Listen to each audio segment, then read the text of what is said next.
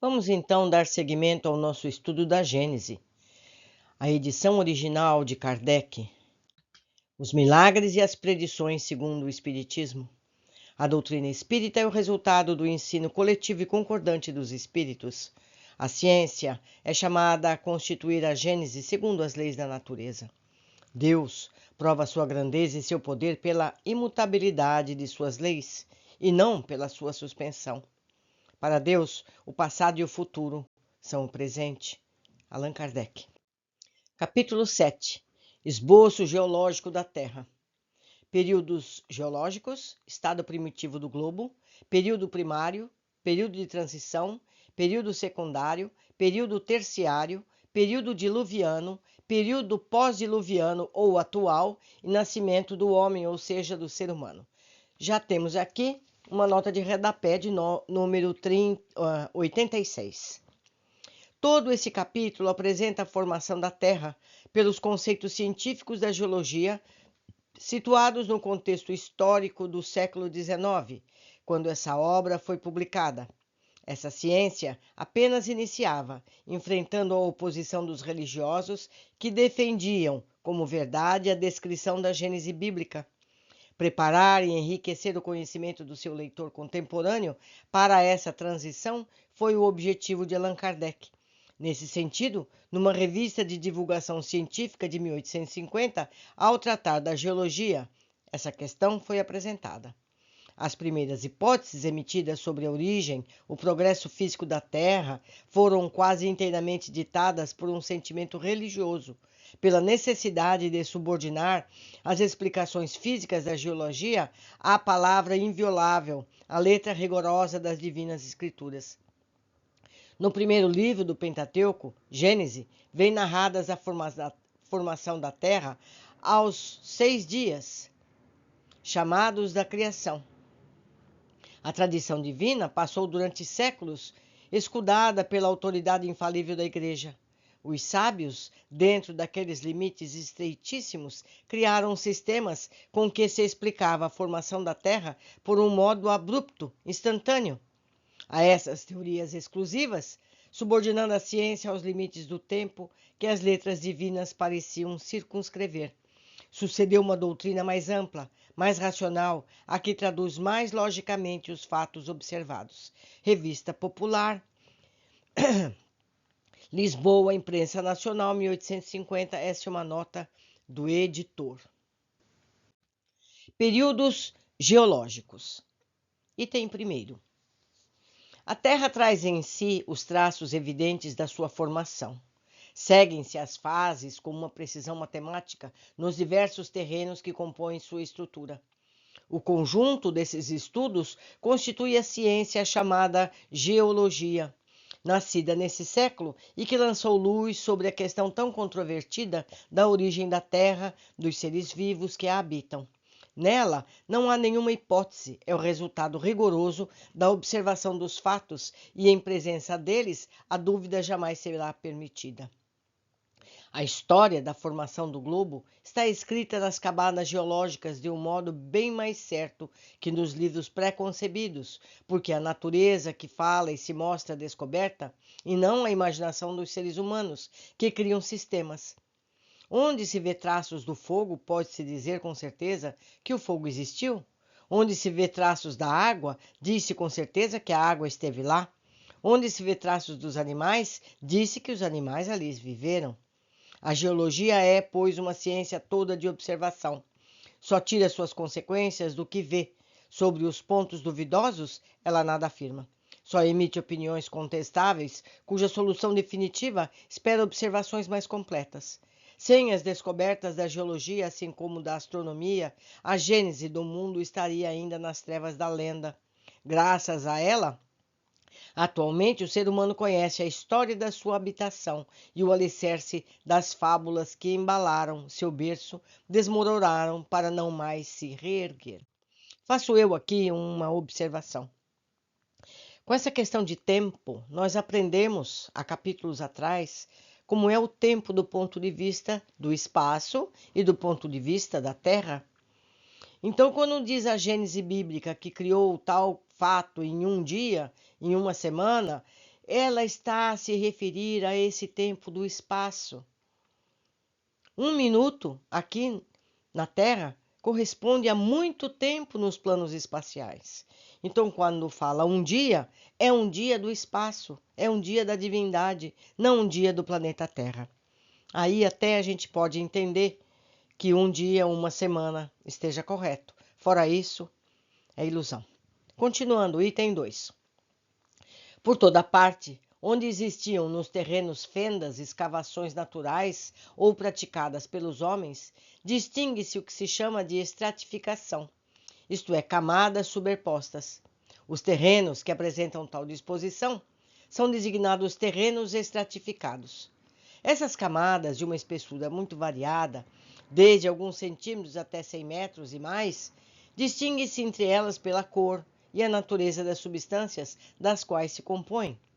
Os trabalhos de arte, as perfurações dos poços, a exploração das carreiras, sobretudo das minas, permitiram observá-las até uma assaz grande profundidade. Lembremos sempre que ele está falando no século XIX. As camadas são geralmente homogêneas, ou seja, cada uma é formada de uma mesma substância, ou de diversas substâncias que existiram simultaneamente e tenham formado um todo compacto. A linha de separação que isola umas das outras é sempre nitidamente cortada, como nas fileiras de pedra de um edifício. Em nenhuma parte elas se misturam e se perdem umas das outras nos sítios de seus limites respectivos, como é o caso, por exemplo, das cores do prisma e do arco-íris. Por essas características, reconhece-se que elas foram formadas sucessivamente, depositadas umas sobre as outras, em condições e causas distintas. As mais profundas foram naturalmente formadas primeiro, as mais superficiais, posteriormente. A última de todas, que se encontra na superfície, é a camada de terra vegetal, que deve suas propriedades aos detritos das matérias orgânicas provenientes das plantas e dos animais. As camadas inferiores, colocadas sobre a camada vegetal, que receberam em geologia o nome de rochas, termo que, nessa acepção, não implica sempre a ideia de substância pedregosa, porém significa um leito ou banco composto de uma substância mineral qualquer.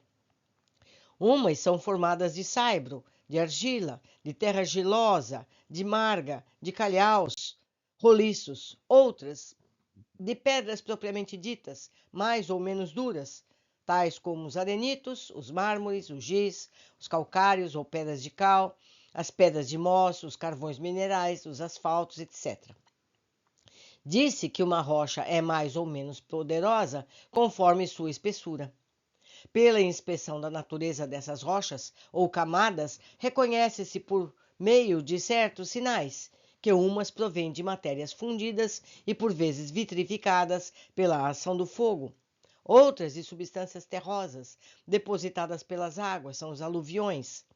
Algumas dessas substâncias ficam desagregadas, como o saibro, outras a princípio no estado pastoso, sob a ação de certos agentes químicos ou outras causas. Endurecem-se, adquirem ao longo do tempo a consistência de pedra. Os bancos de pedras sobrepostos anunciam os depósitos sucessivos. O fogo e a água têm sido parte da ação na formação dos materiais que compõem a estrutura sólida do globo. A posição normal das camadas terrestres ou pedregosas, provindas de depósitos aquosos, é horizontal.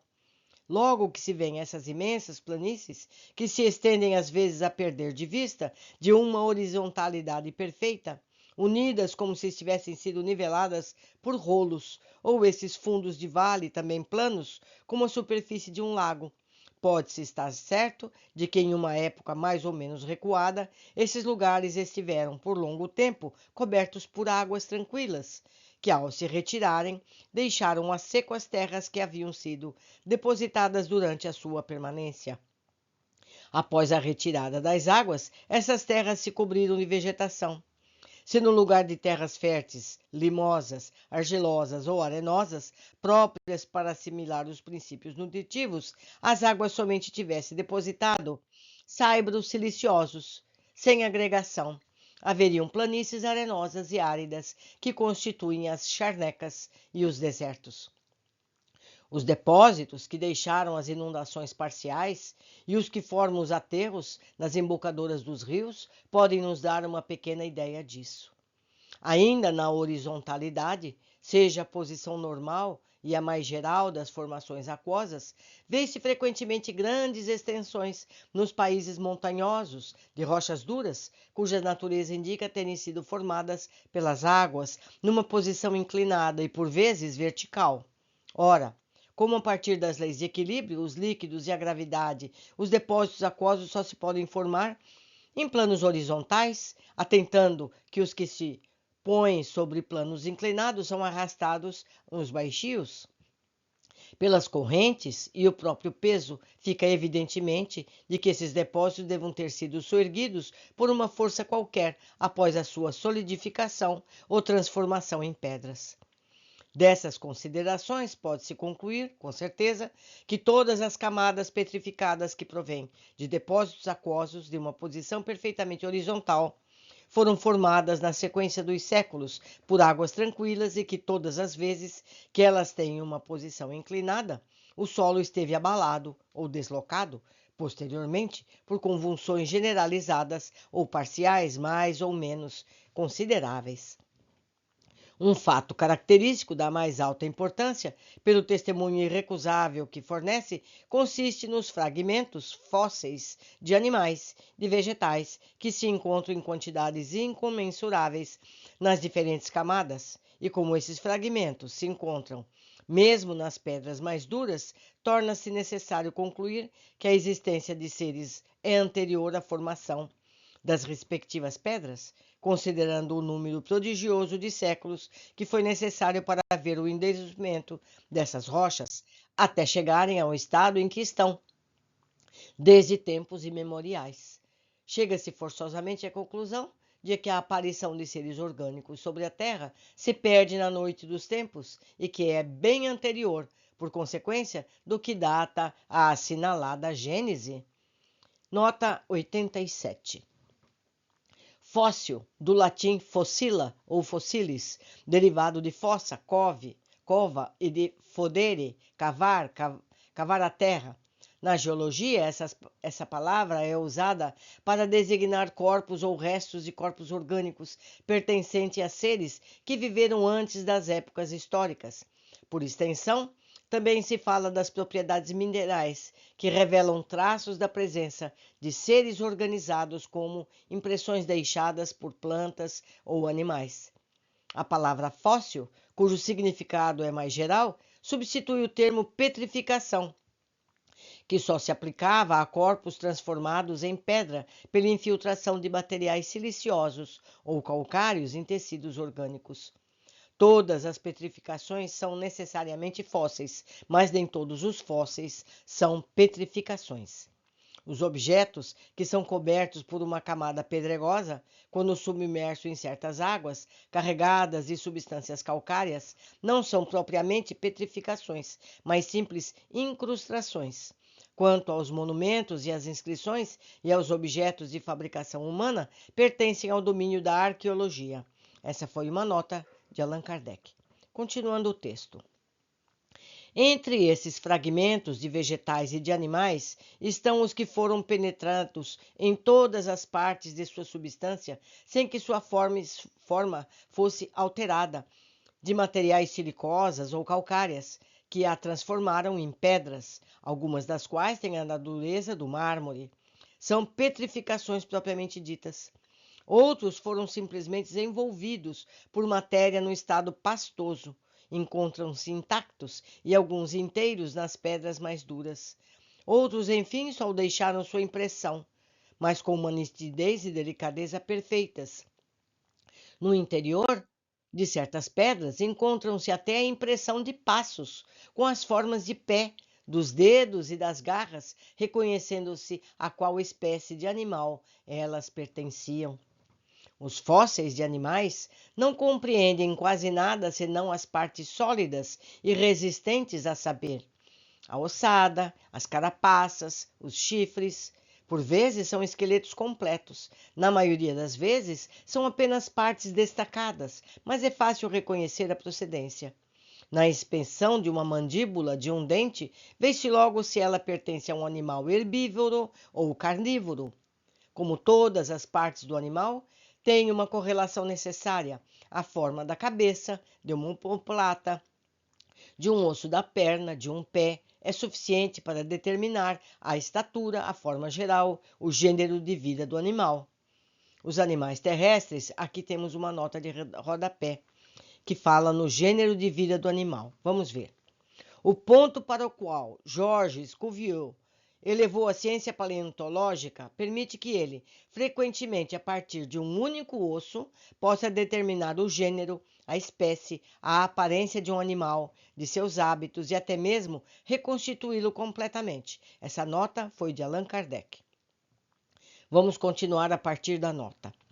Os animais terrestres têm uma organização que não permite que se confunda com os animais aquáticos.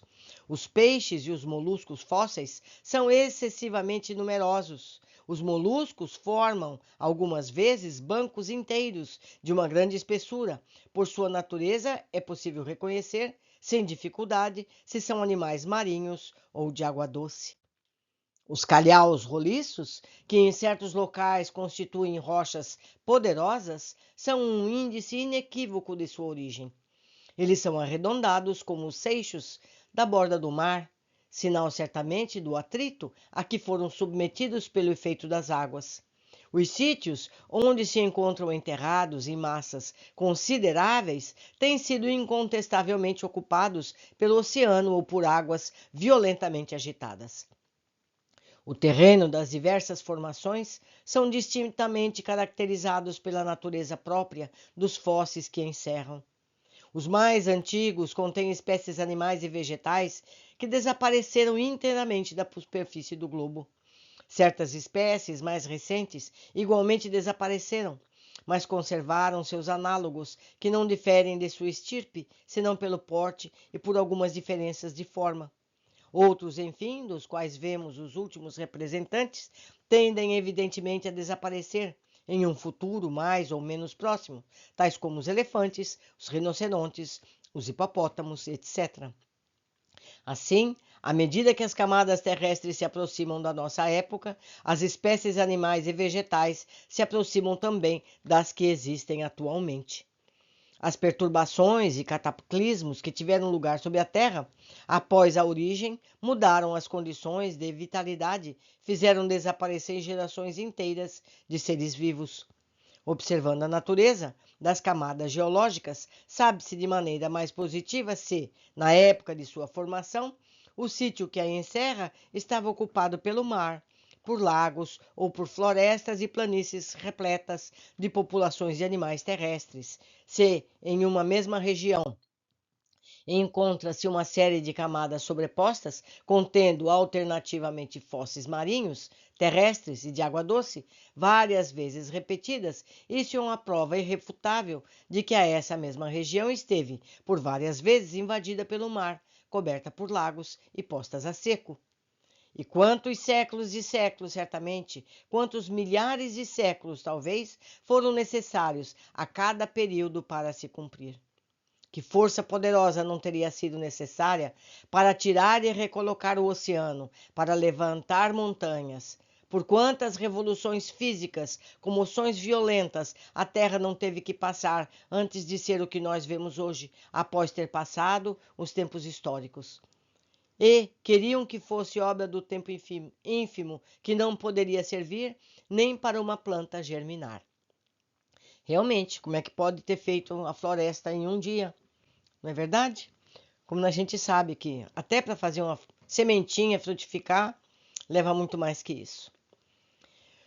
Item 13. O estudo das camadas geológicas atesta, assim como foi dito, as formações sucessivas que mudaram o aspecto do globo e dividirem sua história em diversas épocas. Essas épocas constituem o que é chamado os períodos geológicos, dos quais o conhecimento é essencial para estabelecimento da Gênese. Conta-se em 6 principais, assim designados: período primário, de transição, secundário, terciário, diluviano, pós-diluviano ou atual. Os terrenos formados durante a duração de cada período se chamam terrenos primitivos ou de transição secundários, e etc. Disse assim que tal ou qual camada de rocha, tal ou qual fosse, encontram-se em terrenos de tal ou qual período. É essencial notar que o nome desses períodos não é essencialmente absoluto e que depende de sistemas de classificação. Não se compreende nos 6 principais designados anteriormente, senão que são marcados por uma transformação notável e, em geral, no estado do globo. Mas a observação prova que várias formações sucessivas foram operadas durante a duração de cada uma. É porque se dividem em subperíodos caracterizados pela natureza dos terrenos a que portam, a 26, o número das formações gerais, bem caracterizadas, sem computar os que provêm de modificações vindas de causas puramente locais. Estado primitivo do globo. Item 15. O achatamento dos polos e outros fatos concludentes são indícios certos de que a Terra deve ter tido em sua origem um estado de fluidez ou de maleabilidade. Esse estado podia ter por causa a matéria liquefeita pelo fogo ou diluída pela água. Ou seja, a Terra no passado, em sua formação, era uma bola incandescente. Ela era fogo, era ela toda como se fosse lava vulcânica. Continuando. Disse proverbialmente: não há fumaça sem fogo. Essa proposição, rigorosamente verdadeira, é uma aplicação do princípio: não há efeito sem causa. Pela mesma razão, pode-se dizer que não há fogo sem fogueira. Ora, pelos fatos que se passaram sob nossos olhos, não é apenas da fumaça que se produz, é de um fogo bem real, que deva ter uma fogueira. Como se fogo vem do interior da terra e não de cima, o foco deve estar dentro dele, e como o fogo é permanente, o foco também deve ser. O calor que aumenta à medida que penetra no interior da terra e que, a certa distância da superfície, atinge uma temperatura muito elevada. As fontes termais, tanto mais quentes quanto venham de uma profundidade maior, os fogos e as massas de matéria fundida e abrasada que se escapam dos vulcões, como por vastos suspiros ou pelas clivagens produzidas em certos tremores de terra, não pode deixar dúvida sobre a existência de um fogo interior. É como se a terra, meus amigos, estivesse ainda se resfriando. Ela era toda lava e ainda no interior ainda está quente. Continuando. A experiência demonstra que a temperatura se eleva de 1 grau centígrado para cada 30 metros de profundidade. É uma profundidade de 300 metros, o aumento é de 10 graus. A 3.000 metros será 100 graus, temperatura da água em ebulição. A 30.000 metros, ou a 3 a 7 léguas, de mais de 3.300 graus, temperatura na qual nenhuma matéria conhecida resiste à fusão. De lá para o centro, que seria ocupado por materiais fundidos, ainda há uma distância de 1.400 léguas ou 2.800 léguas de diâmetro, fosse considerado. Hoje nem se usa mais léguas, né, meus amigos? Lembrar sempre que esse livro foi escrito no século XIX. Continuando. Ainda que isso não seja senão uma conjectura, julgando-se a causa pelo efeito, possui todas as características da probabilidade e chega-se à conclusão de que a Terra é ainda uma massa incandescente recoberta de uma crosta sólida de 25 léguas ou mais de espessura, o que somente a 120ª parte de seu diâmetro. Proporcionalmente, seria muito menos que a espessura da mais delgada casca de laranja. Nós todos podemos encontrar facilmente, agora na internet, todas essas medidas das camadas da Terra, não é? Crosta, subcrosta, núcleo, tudo está claro e lindo para que a gente possa pesquisar. Convido a todos que o façam. Continuando. De resto, a espessura da crosta terrestre é muito variável, porque há regiões, sobretudo em terrenos vulcânicos, onde o calor e a flexibilidade do solo indicam que ela é pequena. A alta temperatura das águas termais é igualmente o índice da vizinhança de fogo central. Assim sendo, isso demonstra evidentemente que o estado primitivo de fluidez ou maleabilidade da Terra deve ter sido por causa da ação do calor, e não da água. A Terra era, em sua origem, uma massa incandescente, como resultado da irradiação do calórico. Temos aqui uma nota de rodapé. Nota 89.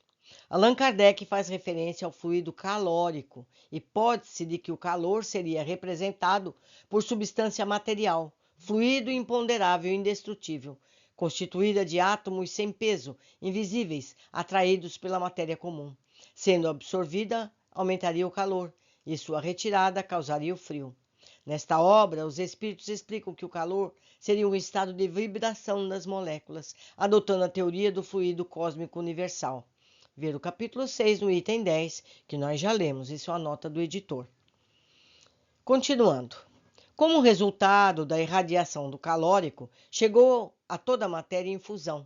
Ela esfriou pouco a pouco, o que naturalmente começou pela superfície, que endureceu, enquanto o interior permaneceu fluido. Pode-se assim comparar a Terra a um bloco de carvão que sai todo vermelho da fornalha e cuja superfície se apaga e se resfria ao ter contato com o ar. Então, sendo quebrado, encontra-se o interior ainda em brasa. Na época em que um globo terrestre era uma massa incandescente, ele não continha um átomo a mais ou a menos do que atualmente. Apenas sob a influência dessa alta temperatura, a maior parte da substância que ele compõe e que vemos sob a forma de líquidos ou de sólidos, de terras, de pedras, de materiais, de cristais, encontravam-se em um estado bem diferente. Só fizeram sofrer uma transformação. Por sequência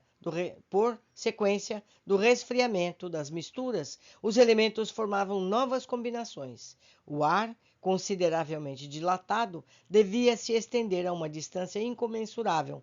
Toda a água, forçosamente reduzida a vapor, estava misturada com o ar. Todas as matérias suscetíveis de se volatilizar, tais como os metais, o enxofre, o carbono, encontravam-se em estado de gás. O estado da atmosfera não tinha nada de comparável ao que atualmente. A densidade de todos esses vapores dava-lhe uma opacidade que não podia ser atravessada por nenhum raio de sol. Se um ser vivo pudesse existir na superfície do globo nessa época, não teria claridade, senão pelo brilho sinistro da fornalha colocada sob os seus pés e da atmosfera abrasada. Concluímos mais uma parte do nosso estudo e eu convido a todos a que pesquisem esses dados geológicos atualmente. Vocês vão ver vídeos, vão ver imagens, vão ver tudo isso muito bem detalhado, de forma agradável para ser aprendida.